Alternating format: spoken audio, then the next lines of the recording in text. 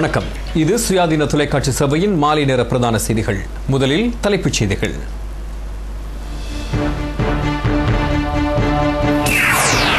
புத்தாண்டை மகிழ்ச்சியுடன் கொண்டாட நுகர்வோருக்கு தட்டுப்பாடின்றி பொருட்களை விநியோகிக்க அமைச்சர் ஜான்ஸ்டன் நடவடிக்கை. பண்டிகை காலத்தில் நுகர்வோருக்கு குறைந்த விலையில் மீன். வரலாற்றில் என்றும் இல்லாதவாறு உலக சந்தையில் எரிபொருளின் விலை அதிகரிப்பு. இலங்கை தொடர்பாக அதீத நம்பிக்கை. நாட்டின் வெளிநாட்டு செலவாணி கையிருப்பில் அதிகரிப்பு. நுவரெலியாவிற்கு விசேட வாடகை விமான சேவை முதலாவது சி பிளான் இன்று தரையிறங்கியது. சன்சி கப்பலில் வெளிநாடுகளுக்கு ஆட்களை அனுப்பும் வர்த்தகர்கள் இருந்தவை கண்டுபிடிப்பு. அமெரிக்க வரவு செலவு திட்டம் தொடர்பான பிரச்சினைக்கு சுமூகமாக தீர்வு. இனி விரிவான செய்திகள். முதலில் உள்நாட்டுச் செய்தி.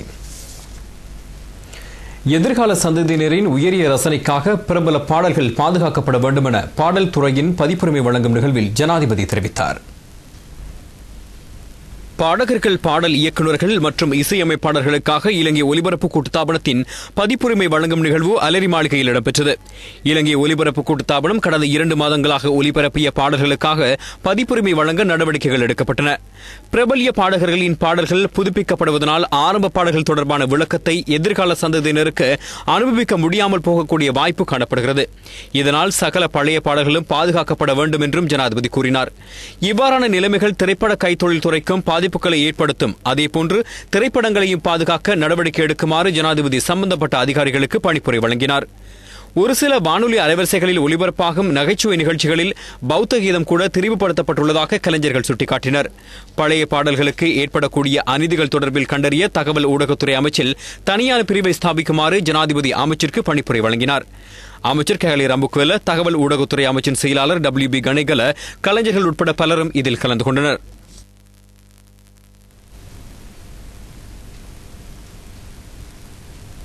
சிந்தனை மாற்றத்தினூடாக சமூகத்தை அணிதிரட்டுவதே அரசாங்கத்தின் எதிர்பார்ப்பு என பிரதமர் DM ஜாரட்ன தெரிவித்துள்ளார்.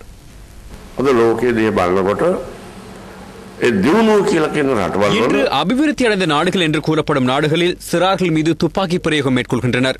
பாடசாலைகளுக்குள் ஊடுருவி தாக்குதல் மேற்கொள்கின்றனர். பெருந்தெருக்களில் படுகொலைகளை மேற்கொள்கின்றனர். இவ்வாறான பல நாடுகளில் வருடம் ஒன்றுக்கு நூற்றுக்கணக்கான உயிர்கள் பலியாகின்றன. இந்நிலைமையில் அபிவிருத்தி என்றால் எதுவென நாம் சிந்திக்க வேண்டிய நிலையில் இருக்கிறோம். இன்று அபிவிருத்தி அடைந்த நாடு என கூறப்பட்ட ஜப்பான் பாரிய நெருக்கடியை எதிர்கொண்டுள்ளது. இன்று தொழில்நுட்ப ரீதியில் பாரிய முன்னேற்றங்களை எட்டிய ஜப்பான் பல விடயங்களை இடைநிறுத்த வேண்டும் என்ற நிலைப்பாட்டையும் எடுத்துள்ளது. சமய ரீதியிலான சிந்தனை மாற்றங்களின் மூலம் சிறந்த ஒரு சமூகத்தை உருவாக்க வேண்டும் என்ற ஒரு தேவை எமக்கு உள்ளது.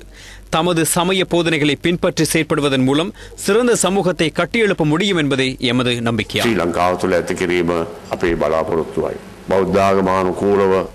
சிறந்த சிந்தனை மாற்றங்களுக்கான வேலை திட்டங்களுக்கு இணைவாக கல்வித்துறையின் பொறுப்பாளர்களை அறிவுறுத்தும் சந்திப்பிலேயே பிரதமர் இவ்வாறு கூறினார். விசும்பாய பிரதமரின் உத்தியோகபூர்வ இல்லத்தில் இந்த சந்திப்பு இடம்பெற்றது. பிரதமரின் செயலாளர் S. அமரசேகர உள்ளிட்டோர் இந்நிகழ்வில் கலந்து கொண்டனர். புத்தாண்டு பண்டிகை காலத்தில் நுகர்வோருக்கு தட்டுப்பாடின்றி அத்தியாவசிய பொருட்களை வழங்குவதற்கு அரசாங்கம் நடவடிக்கை எடுத்துள்ளது. நாட்டின் அனைத்து பிரதேசங்களுக்கும் அத்தியாவசிய பொருட்கள் விநியோகிக்கப்பட்டுள்ளன. இதனால் பொருட்களுக்கு எவ்வித தட்டுப்பாடும் ஏற்படாதென கூட்டுறவு மற்றும் உள்நாட்டு வர்த்தக அமைச்சு தெரிவித்துள்ளது. அமைச்சின் ஆராய்ச்சி பிரிவும் நுகர்வோர் அதிகார சபையும் இணைந்து சந்தையில் பொருள் தட்டுப்பாடு தொடர்பான புள்ளி விவரங்களை திரட்டியது. இதன் பிரகாரம் 2 மாதங்களுக்கு தேவையான அத்தியாவசிய பொருட்கள் சந்தையில் காணப்படுவதாக உறுதிப்படுத்தப்பட்டுள்ளது. நாடெங்கும் உள்ள சதோச, கோப்சிட்டி மற்றும் மினி கோப்சிட்டி விற்பனை நிலையங்களூடாக குறைந்த விலைக்கு பொருட்களை விநியோகிப்பதற்கு நடவடிக்கை எடுக்கப்பட்டுள்ளதாக அமைச்சர் ஜான்சன் பெர்னாண்டோ தெரிவித்துள்ளார். நியாயமான விலையில் எவ்வித தட்டுப்பாடுமின்றி மக்களுக்கு பொருட்களை பெற்றுக் கொள்வதற்கான வழிவகைகள் ஏற்படுத்தப்பட்டுள்ளதாகவும் அமைச்சர் சுட்டிக்காட்டினார். புத்தாண்டு பண்டிகையின் போது நுகர்வோருக்கு குறைந்த விலையில் மீனை வழங்குவதற்கு கடற்றொழில் கூட்டுத்தாபனம் விசேட திட்டம் ஒன்றை வகுத்துள்ளது. எதிர்வரும் 13ஆம் தேதி வரை இத்திட்டம் முன்னெடுக்கப்படும் என கூட்டுத்தாபனத்தின் தலைவர் மஹில் P. சேனாரட்ன தெரிவித்தார். இது தொடர்பான மேலதிக தகவல்களை இரவு 8 மணி எமது வசந்தம் தொலைக்காட்சியில் எதிர்பாருங்கள். சித்திரை புத்தாண்டு பருவ காலத்தை முன்னிட்டு நுவரெலியாவுக்கு வாடகை விமான சேவைகள் ஆரம்பிக்கப்பட்டுள்ளன. நீர்த்தேக்கத்தில் தரையிறங்கக்கூடிய சிறிய விமானங்களை பயன்படுத்தி வாடகை விமான சேவையை மேற்கொள்வது தொடர்பாக பல்வேறு ஒத்திகைகள் கடந்த சில நாட்களாக நடைபெற்றன. உல்லாச பயணிகளை தாங்கிய முதலாவது சீ பிளான் விமானம் நுவரெலியாவை இன்று அண்மித்தது. பேலியகுடையிலிருந்து உல்லாச பயணிகளை ஏற்றுக்கொண்டு இந்த விமானம் புறப்பட்டது. 15 பேர் முதலாக இதில் பயணம் செய்தனர். இவர்களை ஏற்றிய விமானம் நுவரெலியா கிழகரி வாவியில் இன்று தரையிறங்கியது. உல்லாச பயணிகளுக்கு புதிய அனுபவங்களை பெற்றுக் கொடுப்பதற்காக இந்த வாடகை விமான சேவையை தொடர்ந்து முன்னெடுக்க திட்டமிடப்பட்டுள்ளது. நுவரெலியாவிலிருந்து கொழும்பிற்கும், கொழும்பிலிருந்து நுவரெலியாவிற்கும் இந்த வாடகை விமானம் மூலம் சென்று வரலாம். இலங்கையின் அந்நிய செலவாணி கையிருப்பு வரலாற்றில் என்றுமில்லாதவாறு அதிகரித்துள்ளது. இலங்கையிடமுள்ள அந்நிய செலவாணி கையிருப்பு 7,000 மில்லியன் அமெரிக்க டாலரையும் தாண்டி 7,200 மில்லியன் அமெரிக்க டாலர் வரை அதிகரித்துள்ளது. சர்வதேச நாணய நிதியத்தின் 6வது தவணை கடன் இலங்கைக்கு கிடைத்துள்ளதை அடுத்து இந்த வளர்ச்சி ஏற்பட்டுள்ளது. 8 தவணைகளை கொண்ட கடன் தொகையில் 6 தவணைகளை சர்வதேச நாணய நிதியம் இலங்கைக்கு வழங்கியுள்ளது. இலங்கையில் முறையான நிதி நிர்வாகம் மற்றும் அபிவிருத்தி இலக்கை நோக்கி நாட்டை இட்டு செல்லும் பொருளாதார கொள்கைகள் சர்வதேச நாணய நிதியத்தின் பாராட்டை பெற்றுள்ளதே இதற்கு காரணமாகும். சர்வதேச நாணய நிதியத்தினால் அளிக்கப்பட்ட வாக்குறுதிகளின்படி ஏனைய நாடுகளுக்கு இவ்வாறு கடன் வழங்கப்பட்டதில்லை. பொருளாதார அபிவிருத்தி இலக்கை அந்நாடுகள் அடையாமையே இதற்கு காரணமாகும். இதுபோன்ற சூழலில் இலங்கை வெற்றிகரமான பொருளாதார இலக்குகளை அடைந்துள்ளதனால் சர்வதேச நாடுகளின் நம்பிக்கையை பெற்றுள்ளது. தொடர்ந்தும் அந்நிய முதலீடுகள் இலங்கையில் அதிகரிப்பது இதற்கு காரணமாகும் என மத்திய வங்கி தெரிவித்துள்ளது. உலக சந்தையில் எரிபொருளின் விலை தொடர்ந்தும் அதிகரித்துள்ளது. பெட்ரோலின் விலை கடந்த 2 வருடங்களில் அதிக விலை அதிகரிப்பை பதிவு செய்துள்ளது. மத்திய கிழக்கில் ஏற்பட்டுள்ள அரசியல் சர்ச்சைகள் உள்ளிட்ட பல்வேறு காரணங்களினால் கடந்த மாதத்தில் மாத்திரம் சர்வதேச சந்தையில் மசகு எண்ணெயின் விலை என்றுமில்லாதவாறு அசாதாரணமாக அதிகரித்தது. 2008ஆம் ஆண்டு உலக பொருளாதார வீழ்ச்சி ஏற்பட்டதன் பின்னர் நேற்று மசகு எண்ணெயின் விலை கணிசமாக அதிகரித்தது. அடுத்த மாதம் விநியோகிக்கப்பட உள்ள மசகு எண்ணெய் பீப்பாய் ஒன்றின் விலை 126 அமெரிக்க டாலருக்கு மேல் விற்பனை செய்யப்பட உள்ளது. இந்த நிலைமை காரணமாக எதிர்வரும் மாதங்களில் முழு உலகத்திலும் பொருளாதார பிரச்சினைகளுக்கு வழிவகுக்கும் என பொருளியல் நிபுணர்கள் தெரிவித்துள்ளனர். எரிபொருள் விலை தொடர்ந்தும் அதிகரித்ததன் காரணமாக பல்வேறு நாடுகளில் அத்தியாவசிய பொருட்களின் விலை அதிகரிப்பில் பெரும் தாக்கம் ஏற்பட்டுள்ளது. லிபியாவில் நிலவும் பிரச்சினைகள் தீர்க்கப்படாமையின் காரணமாக மசகு எண்ணெயின் விலை மேலும் அதிகரிக்கும் சூழல் ஏற்பட்டுள்ளதாக சர்வதேச எரிபொருள் சந்தை வட்டாரங்கள் தெரிவிக்கின்றன. டாலரின் பெறுமதி வீழ்ச்சியடைந்தமையும் விலை அதிகரிப்பிற்கு காரணமாகும். இதுபோன்ற சூழலில் பொருளாதார ஸ்திரத்தன்மையை பாதுகாப்பதற்காக அநேக நாடுகளில் எரிபொருள் விலை கணிசமாக அதிகரிக்கப்பட்டுள்ளது. சன்சி கப்பலில் வெளிநாடுகளுக்கு ஆட்களை அனுப்பும் வர்த்தகத்தில் ஈடுபட்டோர் இருந்ததாக தகவல்கள் வெளிவந்துள்ளன. கடந்த ஆகஸ்ட் மாதம் கனடாவுக்குள் பிரவேசித்த சன்சி கப்பலில் இருந்த தமிழ் மக்கள் மத்தியில் 12 பேர் ஆட்களை வெளிநாடுகளுக்கு அனுப்புவோர் என இனங்காணப்பட்டுள்ளனர். இந்த வர்த்தகத்திற்காக புதிய தொழில்நுட்ப முறைகள் பயன்படுத்தப்பட்டுள்ளதாக கனடா புலம்பெயர்ந்தோர் மற்றும் அகதிகள் சபை தெரிவித்துள்ளது. கப்பலில் பணியாற்றிய ஒருவரிடமிருந்து இந்த தகவல்கள் பெறப்பட்டுள்ளதாக அச்சபை தெரிவித்துள்ளது. ஆட்களை வெளிநாடுகளுக்கு அனுப்பும் வர்த்தகத்தில் ஈடுபட்டதாக குற்றம் சாட்டப்பட்ட வெளியேற்றப்பட்ட நபர் ஒருவர் சன்சி கப்பலின் பிரதான சூத்திரதாரி என உறுதிப்படுத்தப்பட்டுள்ளதாக அச்சபை மேலும் தெரிவித்துள்ளது. இந்த 12 பேரும் குற்றவாளிகளாக உறுதிப்படுத்தப்பட்டால் அவர்களை உடனடியாக கனடாவிலிருந்து வெளியேற்ற நடவடிக்கை எடுக்கப் போவதாகவும் தெரிவிக்கப்பட்டுள்ளது. சன்சி கப்பலில் பயணம் செய்தவர்களில் 12 பேர் புலிகள் என உறுதிப்படுத்தப்பட்டுள்ளதுடன் அவர்கள் தொடர்பான விசாரணைகளும் ஆரம்பிக்கப்பட்டுள்ளன.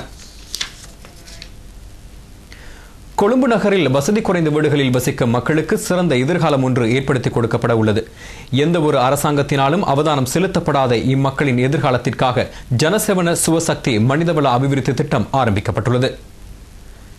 குறைந்த வசதிகள் கொண்ட வீடுகளில் வசிக்கும் நகர மக்களின் வாழ்வாதாரத்தை மேம்படுத்தும் நோக்கில் ஜனசேவன சுவசக்தி திட்டம் முன்னெடுக்கப்பட்டுள்ளது. மட்டக்குழி சமித்புரவில் அமைச்சர் விமல் வீரவங்ச தலைமையில் இத்திட்டம் இன்று ஆரம்பித்து வைக்கப்பட்டது. மக்களை சிறு குழுக்களாக பிரித்து அவர்களை பொருளாதார, சமூக மற்றும் கலாச்சார ரீதியாக முன்னேற்றுவதே இத்திட்டத்தின் எதிர்பார்ப்பாகும்.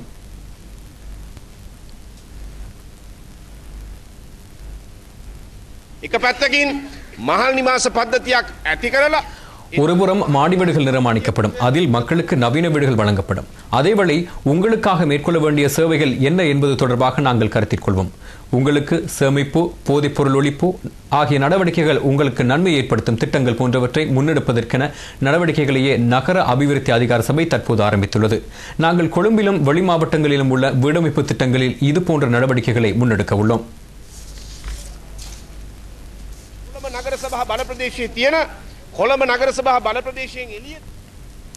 டெங்கு ஒழிப்பிற்கு விசேட திட்டங்கள் வகுக்கப்பட்டுள்ளன. சுகாதார அமைச்சின் தொற்றுநோய் ஒழிப்பு பிரிவினூடாக புதிய திட்டம் முன்னெடுக்கப்பட்டுள்ளது. இதற்காக கணனிகளின் பங்களிப்பு பெறப்பட உள்ளது. நாடு முழுவதும் உள்ள வைத்தியசாலைகளில் பதியப்படும் டெங்கு நோயாளிகள் தொடர்பான தகவல்களை கணனுடியாக பெற்று நோய் தடுப்பிற்கான ஏற்பாடுகளை மேற்கொள்வதே இதன் நோக்கம் என சுகாதார அமைச்சின் மேலதிக செயலாளர் டாக்டர் பாலித மஹிபால தெரிவித்தார். டெங்கு நோய் தொடர்பான தகவல்கள் புள்ளி விவரங்கள் தொடர்ந்தும் திரட்டப்படுகின்றன. இவ்வாறு திரட்டப்படும் தரவுகள் மூலம் நோயாளர்கள் அதிக அளவு உள்ள பிரதேசங்கள் இனங்காணப்பட்டால் அது தொடர்பாக அப்பிரதேசங்களுக்கு அறிவித்தல்கள் வழங்கப்படும்.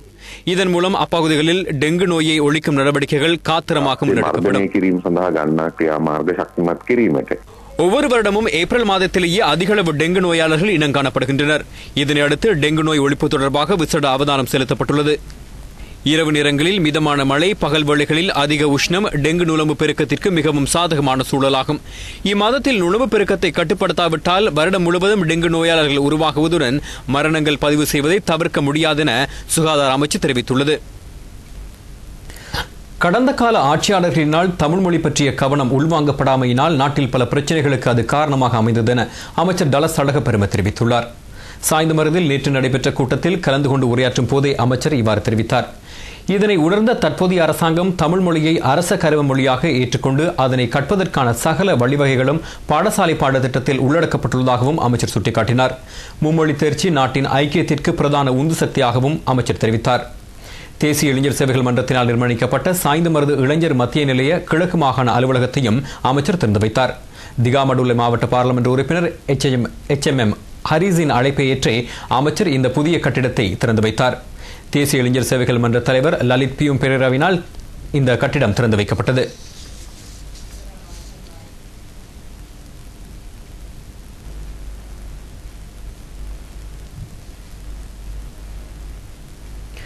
வடக்கு கிழக்கில் பணியாற்றும் ராணுவ வீரர்களுக்கு கணனி பயிற்சிகள் வழங்கப்பட்டுள்ளன.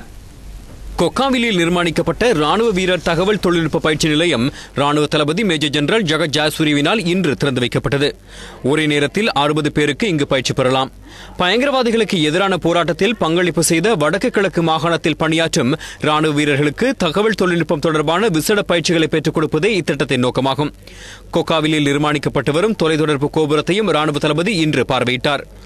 1990ஆம் ஆண்டு மேற்கொள்ளப்பட்ட பயங்கரவாத தாக்குதலில் மரணமடைந்த ராணுவ வீரர்களின் ஞாபகார்த்தமாக நிர்மாணிக்கப்பட்டுள்ள நினைவு தூபிக்கும் ராணுவ தளபதி மலரஞ்சலி செலுத்தினார். கிளிநொச்சி மாவட்ட கட்டளை தளபதி மேஜர் ஜெனரல் நந்தன உடவாத்த, தொலைத்தொடர்பு ஒழுங்குபடுத்தல் ஆணைக்குழுவின் பணிப்பாளர் நாயகம் அனுஷ பெல்பிட்ட ஆகியோரும் இந்நிகழ்வில் கலந்து கொண்டனர். நாட்டின் பல பாகங்களிலும் இடம்பெற்ற நிகழ்வுகளின் தொகுப்பு அடுத்து.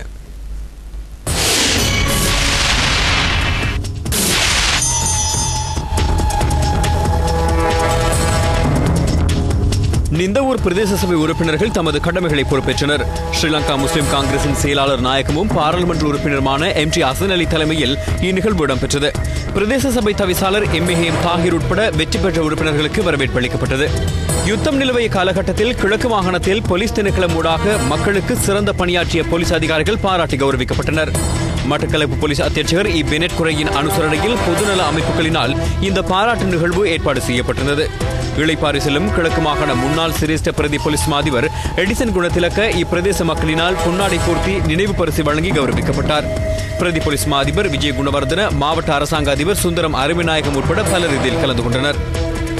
சுற்றாடல் அமைச்சின் 1 கோடி ரூபாய் நிதியின் மூலம் ஏறாவூர் பிரதேசத்தில் பாரிய அளவிலான திண்மக் கழிவு முகாமைத்துவ திட்டம் அமுல்படுத்தப்பட்டுள்ளது. ஏறாவூர் நகரபிதா அலிசாகிர் மௌலானாவின் வேண்டுகோளுக்கு இணங்க இந்த திட்டத்தை முன்னெடுப்பதற்கான கள ஆய்வு நடவடிக்கையில் அதிகார சபை அதிகாரிகள் ஈடுபட்டனர். ஏறாவூர் நகர் பிரதேசத்தில் சேகரிக்கப்படும் கழிவுப் பொருட்களை சேதனை பசைகளாகவும் அழிவடையாத கழிவுப் பொருட்களை மீள் சுழற்சிக்கு உட்படுத்தவும் நடவடிக்கை எடுக்கப்பட்டுள்ளது. இத்திட்டத்திற்கு தேவையான நிலம் புன்னக்குடா காட்டுப் பகுதியில் ஒதுக்கப்பட்டுள்ளது. டாஸ்க் 2011 வர்த்தக கண்காட்சியும் களியாட்டு நிகழ்வும் பொரலை கேம்பல் மைதானத்தில் பாராளுமன்ற உறுப்பினர் திலங்க சுமதிபால தலைமையில் ஆரம்பமானது. திலங்க சுமதிபால மன்றம் ஒழுங்கு செய்த இந்த களியாட்டு நிகழ்வும் வர்த்தக கண்காட்சியும் நாளை நிறைவடையும். திவிநகும வேலை திட்டத்தை மட்டக்களப்பு மாவட்டத்தில் முன்னெடுப்பது தொடர்பாக சிறுவர் அபிவிருத்தி மகளிர் விவகார அமைச்சின் உயர் அதிகாரிகளுக்கும் மாவட்ட மகளிர் அணி தலைவர்களுக்கும் இடையிலான கலந்துரையாடல் ஒன்று பிரதி அமைச்சர் MLA இஸ்புல்லா தலைமையில் காத்தான்குடியில் நடைபெற்றது. 10 லட்சம் மனை பொருளியல் அலகுகளை ஏற்படுத்தும் திவிநகும திட்டம் தொடர்பாக இங்கு விரிவாக விளக்கம் அளிக்கப்பட்டது.